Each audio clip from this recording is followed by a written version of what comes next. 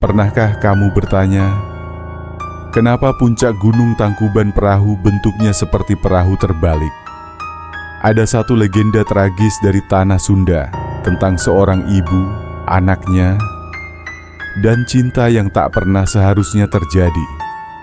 Dayang Sumbi adalah seorang wanita cerdas dan cantik yang hidup menyendiri di sebuah hutan di Tanah Parahyangan. Karena kesepian, ia berdoa agar diberi teman.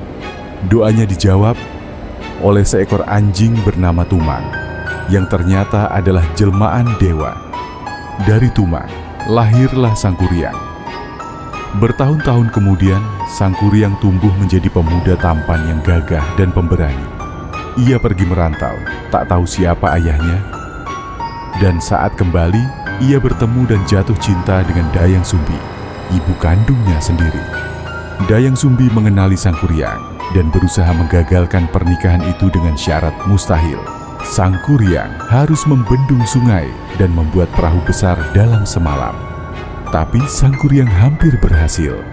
Karena panik, Dayang Sumbi menipu waktu dengan menyinari langit dengan kain putih agar fajar terlihat lebih cepat.